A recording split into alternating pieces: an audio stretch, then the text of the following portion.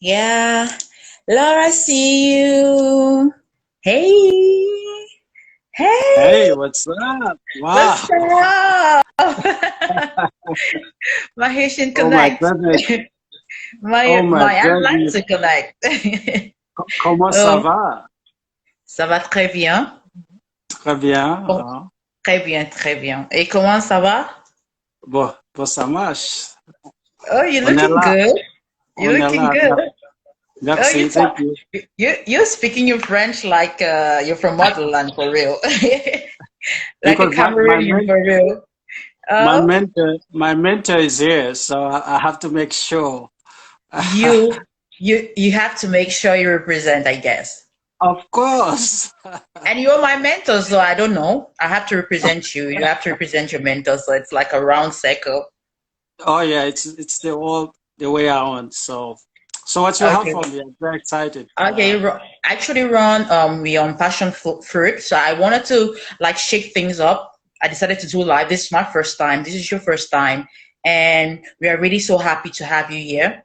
I mean, I've been asking you to come on the platform for the past 1 or 2 years. You haven't had time. You're a very busy man. Ronnie is very busy, so I you know. try. I try. Thank you finally for being here. So actually, Ron, I have my questions written down. I will read them out to you. So because I really want us to Sure. talk intensely, yes. So I would love to begin by requesting that please you introduce yourself, who you are, with Rodney. Oh my goodness. It will take me over 40 years to explain that. But my name is Rony Delgarde. I'm originally from Haiti. I'm the founder and CEO of Global Pet for Charity. Mm-hmm. We are a sustainable pet waste management organization and the Mm-hmm. largest and one of the top exporter of latex paint to developing countries around the world. We started our program in 2010 and Okay. it's been a wonderful success. So amazing to see how we can make a difference in the world with 1 gallon of paint at a time. Okay, so basically what you do at Global Paint of Charity is l- like refined paint, latex paint. Latex paint, yeah. The Oh, idea comes from when I first landed at Miami International Airport to see the colorful uh, okay. uh, environment. All the buildings were painted with beautiful colors, Oh, and it's caught my curiosity at that time. So, and later on, I found out in the United States over 69 million gallons of paint get wasted every year. oh, And I asked myself, well, we should do something about it. oh. And we look at some of the places where people cannot afford a gallon of paint, Mm. and we can do something about that paint and change lives and beautify communities and bring paint and colors in places where people need it the most. And since 2010, we've been doing that, and we solved that problem, and it's a tremendous success. Interesting. Using paint to beautify the world. I mean, you found purpose in just seeing how beautiful it looks like to build, to have beautiful homes and have. You feel like beautiful homes can reflect beautiful humor and beautiful. Come on, Lisa. You feel like beautiful homes can produce a beautiful atmosphere for people and actually produce a joyful heart. That's what it looks like. That's from what I understand.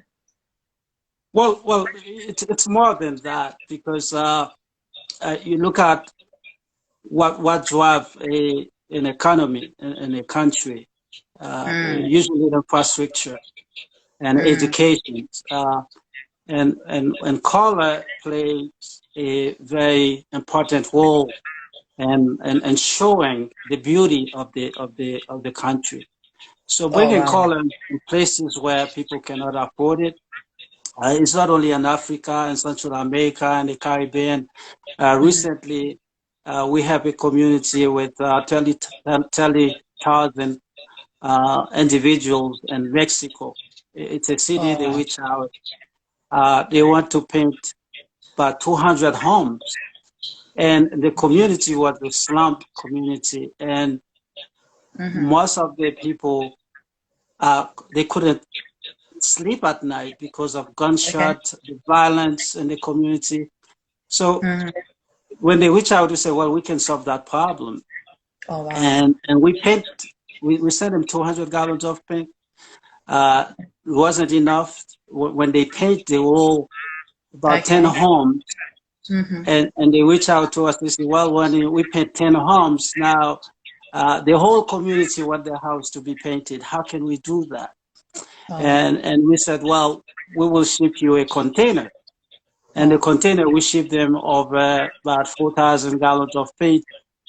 Mm-hmm. And they paint the whole community. About 5,000 homes were painted. And it's come out as such a wonderful thing.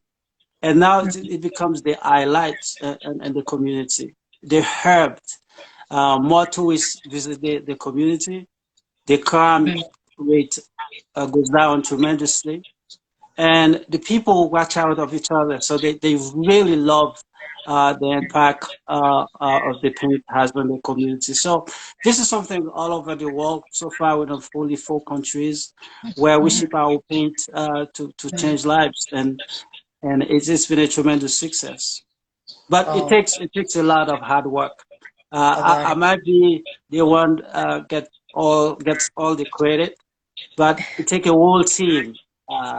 As you know, we've been in touch several times, and you represent the West Africa, which we Yeah. have a big impact in Ghana, Mm-hmm. and Senegal, Cameroon, Nigeria, and Mm-hmm. where we recently create a program called the Basic School Beautification Program, and the goal is to paint 8,000 schools by Okay. 2025. And we are very impressed the progress we have in the area. So we want everybody to mobilize Mm-hmm. behind the movement to make changes.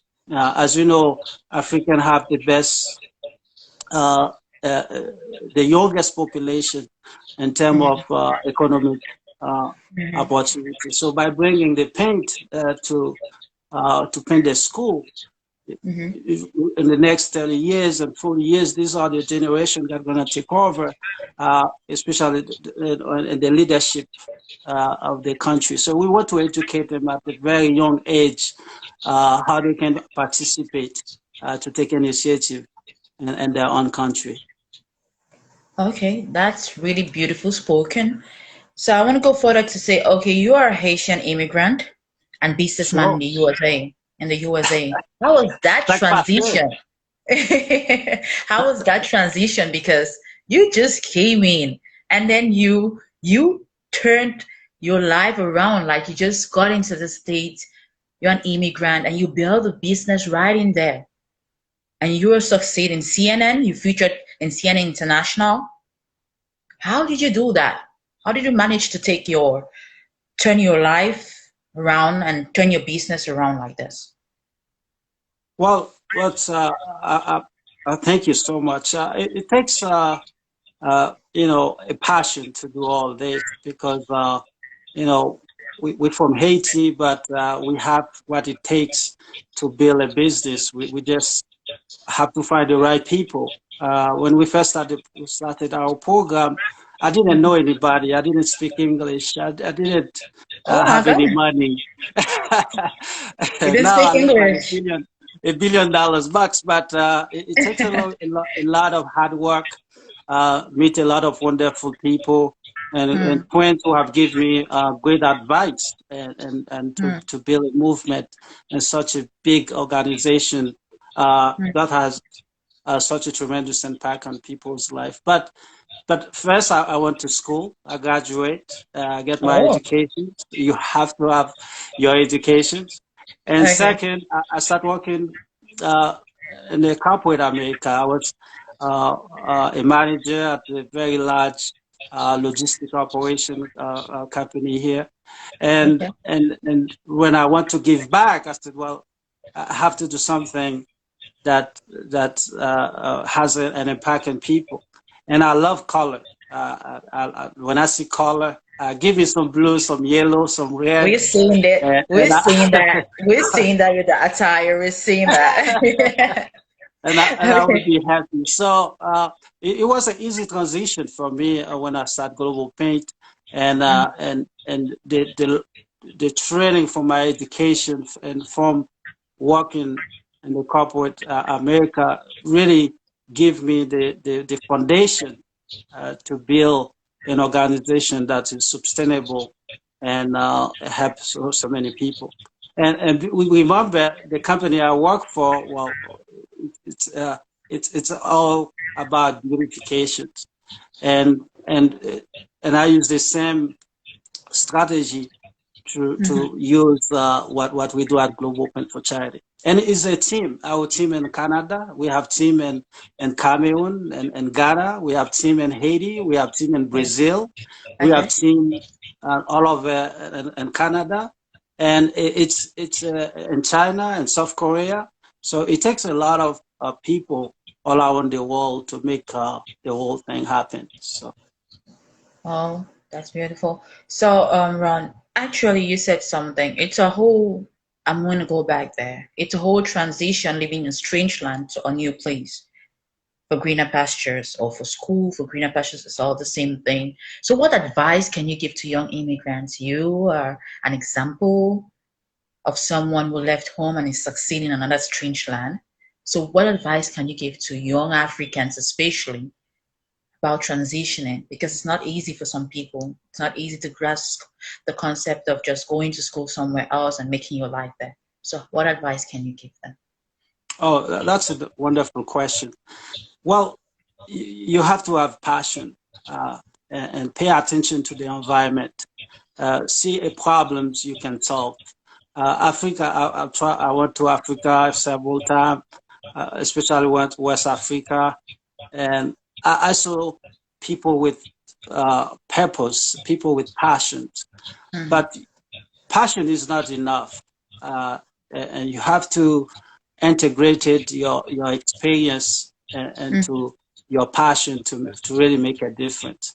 Uh, when look at a gallon of paint, Mhm. well, I see color, Uh-huh. but but I see more than color now because I see the impact I can have in people's life with a Mhm. gallon of paint, and that's what we need. But having the passion itself is not going to help you. How Mhm. you associate yourself with people, who's in your team, what type of, myself, when I look at Global Paint, I know I have weakness, and I know I have my strength, Mhm. but I have to figure out who I can bring in my team Mhm. to feed those gaps and to make a difference. And I have people who are very cool with me. Rony, you're a very cool guy. I want to hang out with you. But these are not people I can put in my team to motivate me to get positive results. So it takes a lot of wonderful people around you to motivate you to wake up every day uh, and knowing that you are contributing to make a difference in the life of people. So and they keep you on your toes. I have friends who call me every morning, say, Ronnie, what are you doing now? What are you working on now? What book are you reading? Yeah. That's keep me motivated to do the right thing. Okay. I'm gonna hit on something you said. You said your team, and you have stations everywhere. You have stations in Africa, and we realize that even right in the States, you have a very diversified group of people working with you. You have African Americans, you have white people, you have all of these people, you have even the people in Africa. And the way you interact with each and every one of us is we've never felt different, we've never felt discriminated with, we've never felt like you impolite. You're a person who handles everyone with dignity and all of that. So what is your motivation? How do you pick out your team? Because when I met you, now I'm talking about our relationship, you said you were inspired hey guys, I met Ronnie and we have a great relationship, but we've never met physically. It's a virtual relationship. So when I met Ronnie, Ronnie told me he was just inspired to reach out to me. I never met him before. I never met this guy before. I never met this dude before. And he just reached out to me on my DM. I don't answer DMs, but I was just particularly drawn to his message. So what motivates you? Choose out Oh your my teammate. goodness. You see, you make me sweating now. Oh my goodness, I feel. But I make a lot of mistake hiring people. Mhm. I'm not a good person to make decision when it's come to hiring. That's why I have very key people in my team to Mhm. handle this kind of work. But most of the time, I go with my instinct and how I feel. I'm a very emotional person. Oh, I'm very sensitive when it comes to injustice and unfairness. But yeah. but when I see people care about the missions, the vision, Mhm. and I think they can contribute a lot. My goal, I never try to fire people, to let people go. I give people a chance to grow, uh, and they, until they prove me they are wrong. But and business, you have to take chances. So I take chances on people that I think who have a passion for what I do, who believes in what I do. A lot of time I met people, they say, well, they need money. How much money I will pay them? How much money they can make? What percentage of the organization I will Yeah. share with them? But when I met people who want to grow, who want to learn, and that's how I make my decision. And also, I use something called Russian doll. The Russian Right. doll Oh, says okay. you if you take a lot of people who don't know anything Mhm. and you bring them in a team, Mhm. so they don't bring any change to their team. But Okay. if you know yourself, you don't know anything, and you bring people who know much more than you, Mhm. then that will take the team to the next level. And that's why my boards, we are so diverse. And we have white people, we have people who speak English, we have people who don't speak English. Okay. We have people from China, we have people from very successful bankers in America Mhm. who, and our board, who will say, well, they are in paint recycling. Well, it's because we want our team to be so diverse, Oh, and communications has to be simple, to be unique, to be specific, to be clear. So even if you don't speak English, if you speak Hispanic or French, you're welcome. You are part of our team because you bring value, and we embrace that value, and that's the idea you bring, because we are a global brand, and we are in countries where they speak French. We are in countries where they speak Spanish. We are in countries where they speak Portuguese. So by bringing all these people together, they bring different ideas, and those ideas help us to delegate assignment, the projects we have, to meet the needs of the people where they are. oh, beautiful. Ron, and we're talking about diversity, and I want us to stay on that. So, let's talk about motherland, and I want to talk about America. I'm talking about America. I want to talk about IT, and I want to talk about Africa. IT is in North America. You're in America right now, so you're in the USA, so you're African American. You why I'm saying you're African American, because I remember reaching out to you. You know, we had some stuff going on in Africa, And I was like, Rodney, why are you affected? And you were like, but I'm from motherland. And I was like, oh, you from motherland? I didn't think you were from motherland. You said, but I'm from Haiti.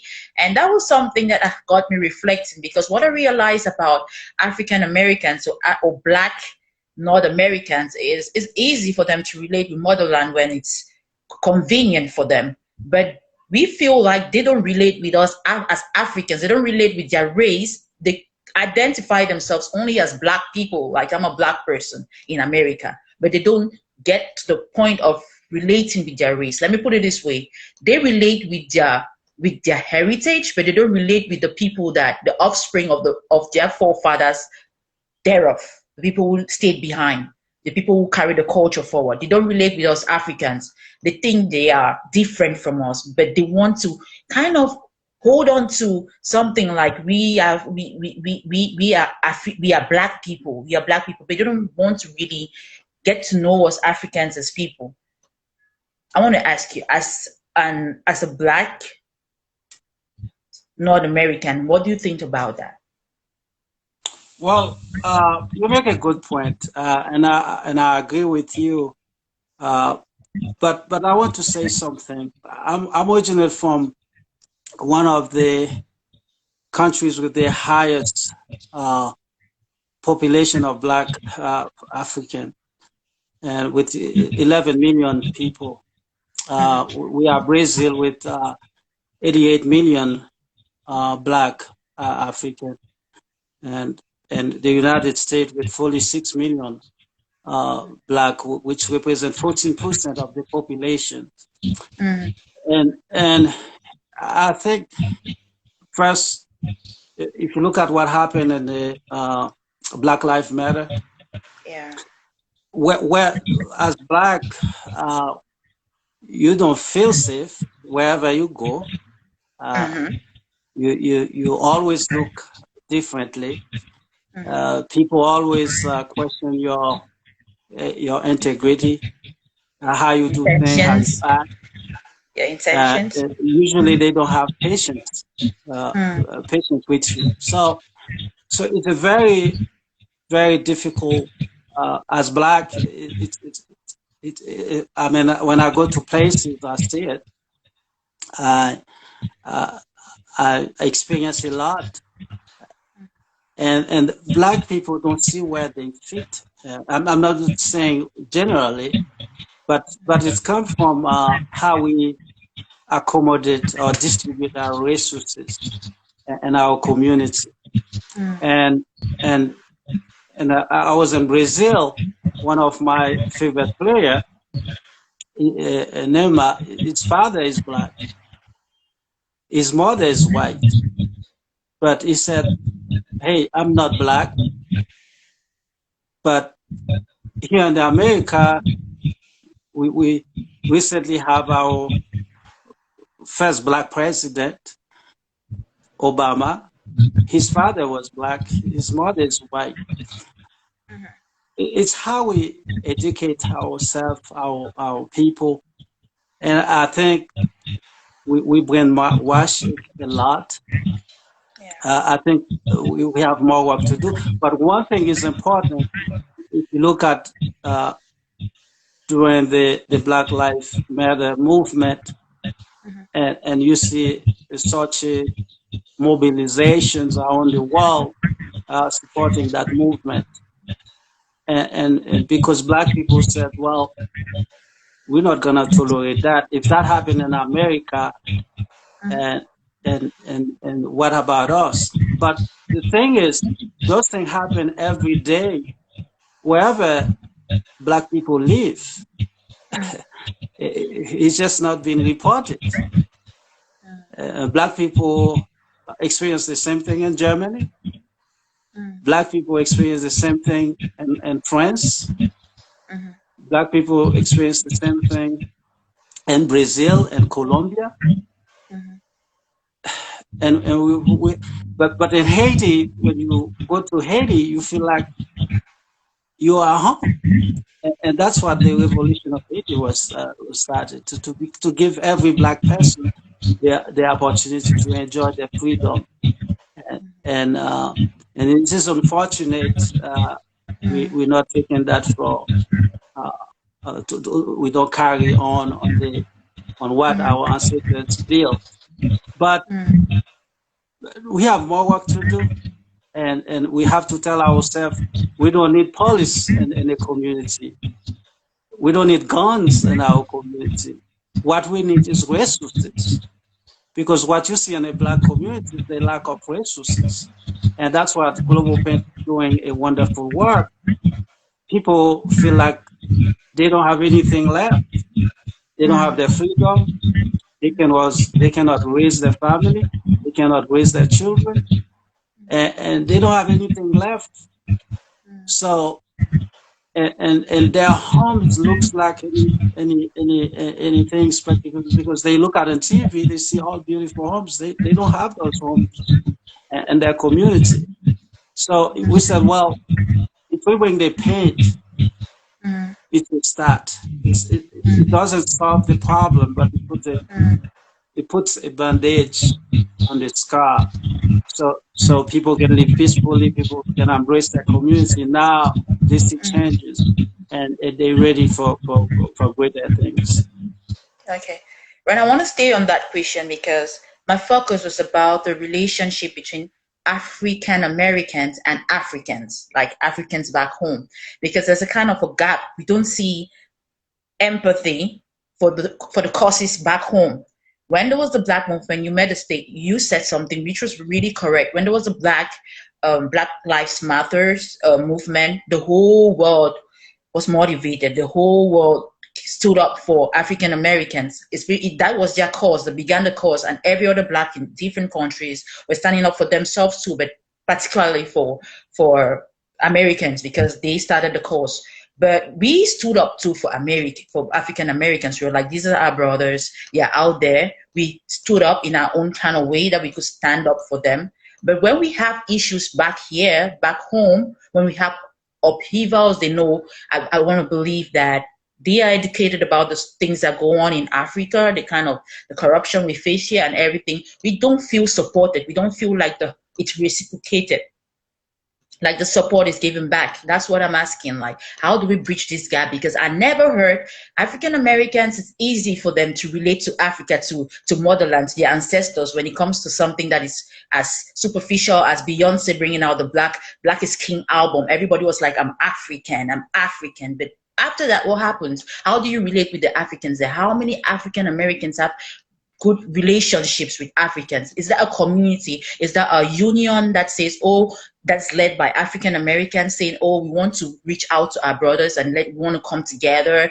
and learn about the culture back there? It's not when it's convenient I feel it's only when it's convenient for African Americans to relate back with the people home, or relate with motherland, or say I'm from motherland. But when doing the necessary things, I mean the immediate things like reaching out to Africans around us, oh, I want to know about our culture. Oh, you from Nigerians, bringing them together. I don't think there's any union bringing them. So how can we bridge that gap between African Americans and Americans? Because I think that African Americans still think they are different from us. Well, not on my network, because I first traveled to Africa with 12 basketball players to Equatorial Guinea. Okay. And the goal was to paint a basketball team, to renovate the orphanage for 800 children who lost their parents to HIV/AIDS. And you have to see those Americans who basketball players, professional basketball players, and paint with me and Equatorial Guinea. And they feel like they were home and they're doing something to give back. Okay.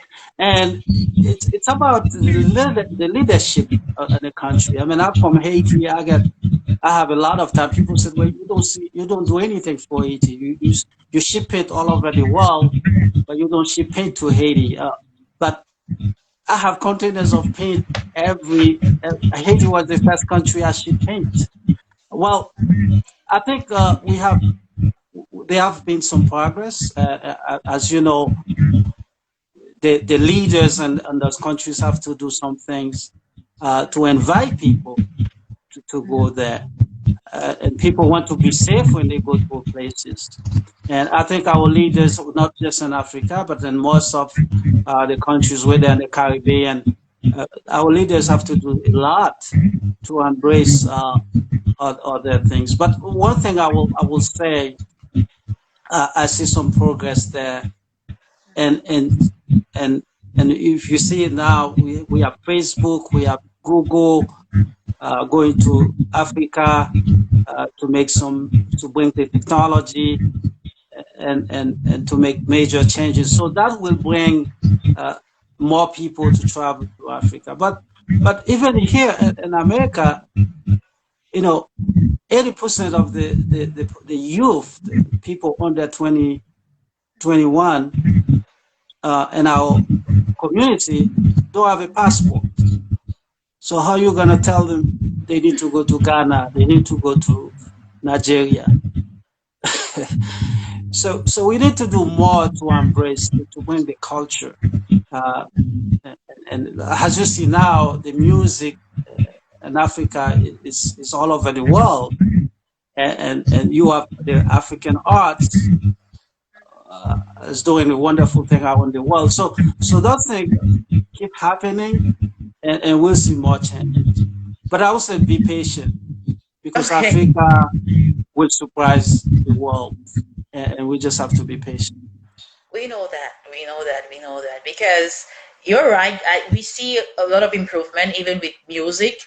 Like, we know that the most expression of African Americans is through music. That's what took them through slavery to this point. That's been their strongest point in music. And Beyonce with the Black is King, that was powerful. She brought out the African culture. She made us proud of the motherland. And I think that was a way of connecting. She did her own part. But other people, I think, like what I said, what I mentioned, I said, I don't think everybody can travel to Africa or everybody has the means, but the most you can do is with your immediate community. Like, do I see an African around me? I'm in Atlanta, I'm in Georgia. Are there Africans around me? Do I get to know them or move out and want to really know who this Nigerian is or who this person is, because I want to understand my culture more? That's just what I was talking about. Then moving forward, Rony, let's talk about you. Let's talk about family, because we know that for the world to be a better place, family is fundamental. It needs to be strong, really grounded. So are you a family man? Because you're grounded all around. So I want to know that side of you, aside work and business. How is family life for you? Oh my goodness. I lost my mother 7 years ago. Oh, And that changed my whole life. And it's so sad, but I stay in touch with my parents. My father still alive. It's my biggest mentor. We speak every Sunday after service. I'm a family. I love family. I love family. I've just not been very lucky in relationship, but I think sometimes you experience relationship. And I think very transparent. relationship is not something I'm very blessed with so many other things, but it's just not been so blessed in relationship. But I'm not saying this because I'm very patient. I'm a patient person. I believe there is a time for everything, so it's always not the right time for it. So yeah.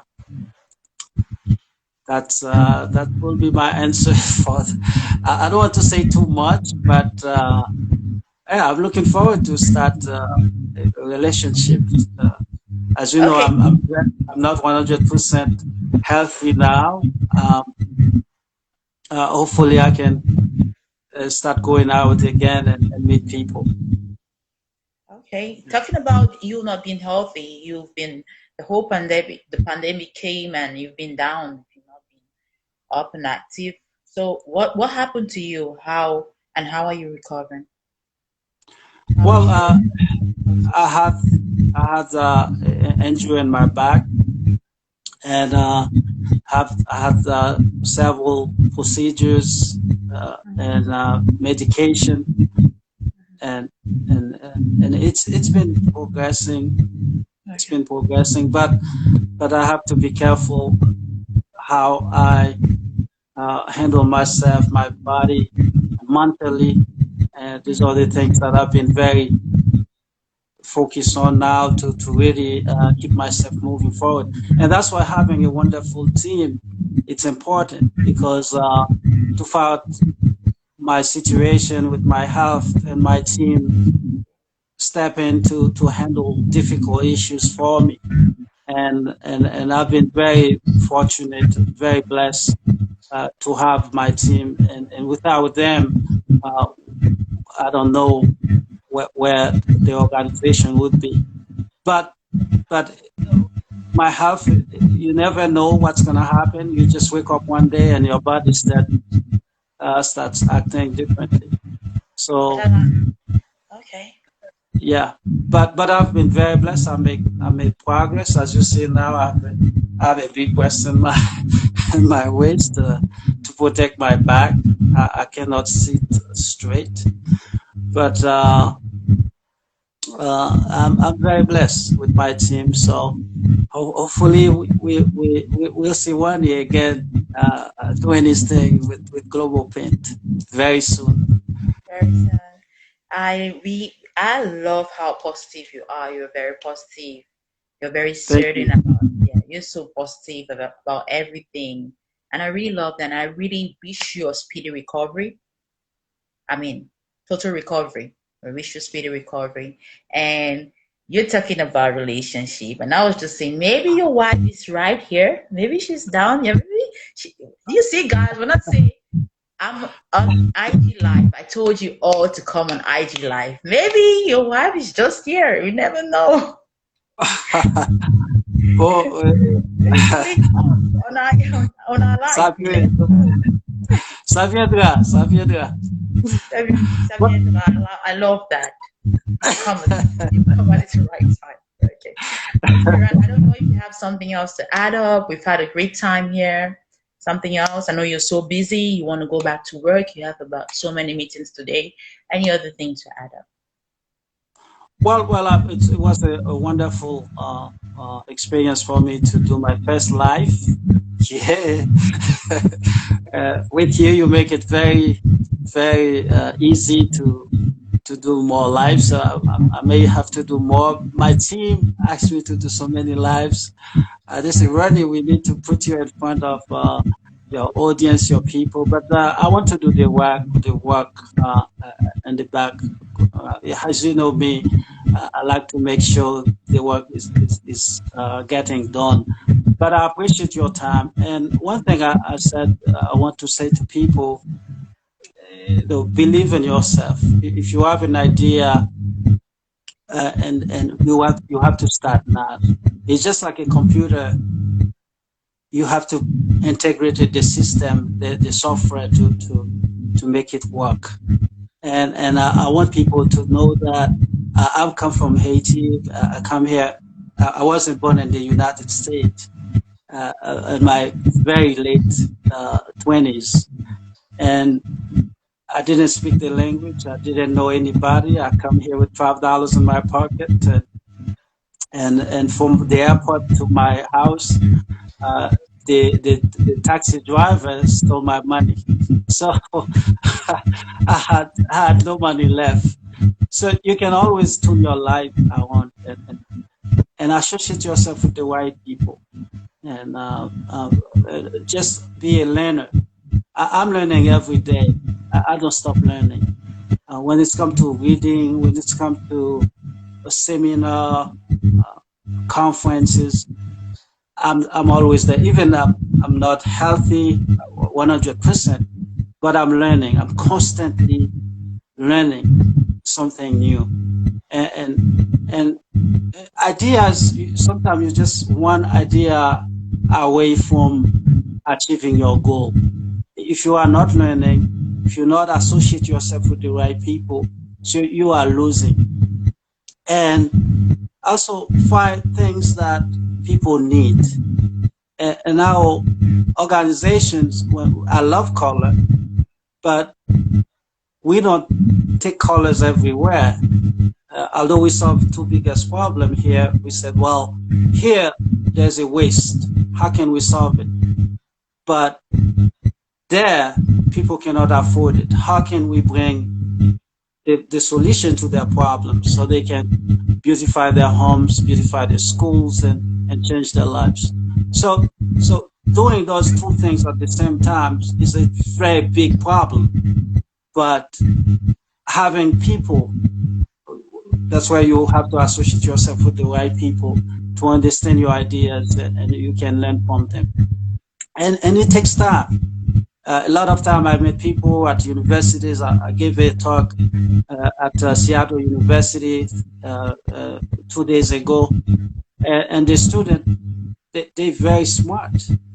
But, I tell them, you have to take time. A lot of time you go after money. They give you money. My organization, they give us so much money to move our operation to other places. And I say no to that.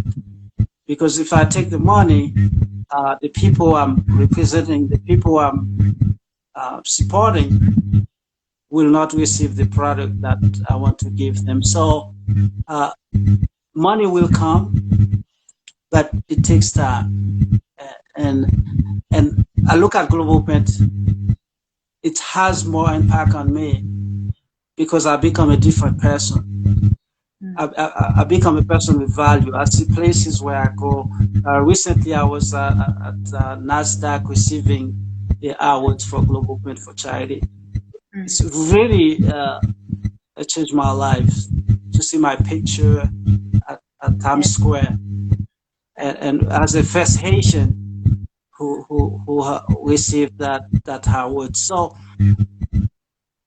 and you look at, and 10 years ago, I was at Times Square, and I saw Bill Gates' picture, and I said, "Oh my goodness, there's no way my picture will ever be there." Thank you. Yeah, we are. But there I was. So never give up, and believe in yourself, and work hard. Thank you, because I'm also motivated with that. So, so Ron, the last thing I want to talk about, now we've spoken about all of the serious stuff. Ronnie, you came into my DM and you said, I want to work with you. Not the first thing you came and said, beautiful girl, how are you? I love the work you do. And then you said, I want you to work with me. What made you trust me so much? What made you choose me? By the way, guys, I'm program liaison and digital marketer for Global Paint for Charity, West African Wing. So I work with Ronnie. He's my boss. He's my true boss. Yes, he's my mentor too. So I thought I'd bring him up on the platform. So Ron, what made you choose me? We never met, but he's so cool. He advises me on every sphere of my life. We talk about everything. Sometimes when I'm not feeling good, I call him and talk with him. He's always advising me. So what made you choose me? You told me something, but I want you to say it yourself here.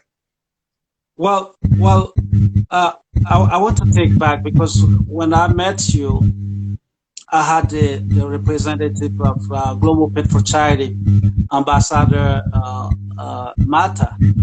Yeah. And I want somebody to work with Mata for me in Africa, and she want to work with 20 countries in West Africa, the whole West African countries to embrace the Global Paint idea.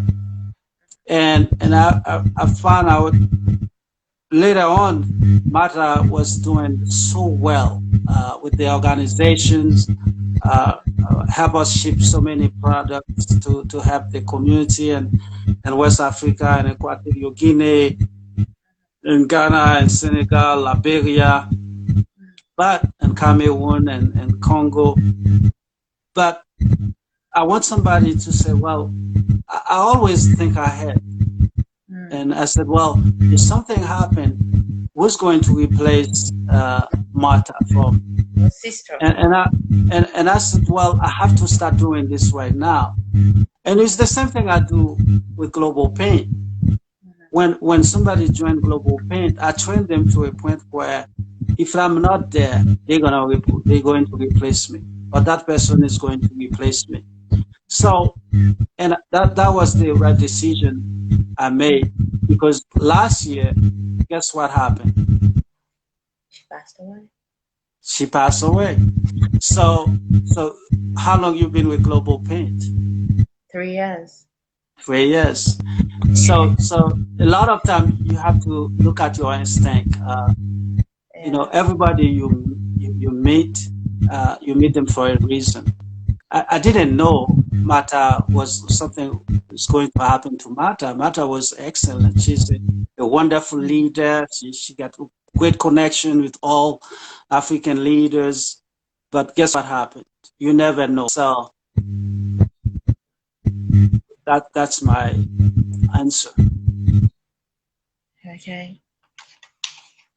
Let's get So my question to you, are you living up to Mata standard?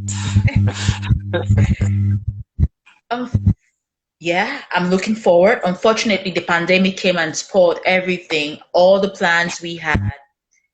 But I'm looking forward to when the world is going to be open and we're going to start working again. So I'm looking forward to replacing Marta. I think I'm up to the task. You know that. I'm looking forward. I know. But thank you so much for your time. Thank you for your contribution to Global Movement for Charity. I'm planning a trip to West Africa, and you will know, and Yeah. hopefully reach out to my good friend in Ghana, Yes. Ada.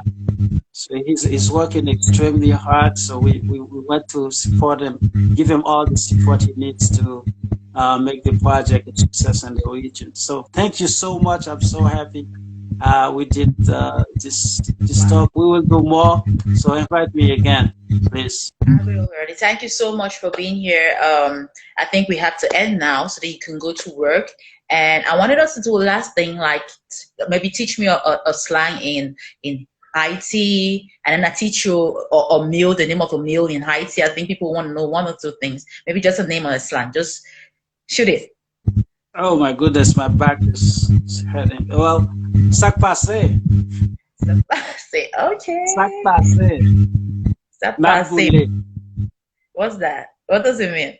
Sac passé, say how are you? What's up? Okay. Okay. Not boulé, not boulé. Nap, Okay. nap, say nap, Nap. boulé, Boule. nap boulé. Nap boule. See, you say right. I'm fine. I'm okay. I'm great. Let's go Okay. one more time. Sac passé. Nap boule. There you go. Okay, I'm just gonna tell you the name of a meal in Cameroon. Achu and achu soup. That's what you're gonna eat when you come here.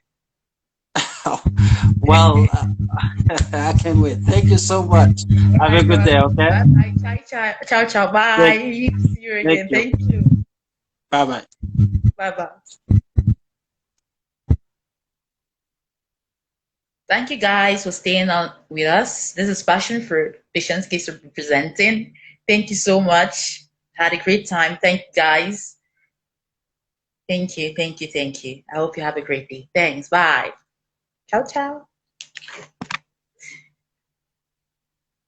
Mhm.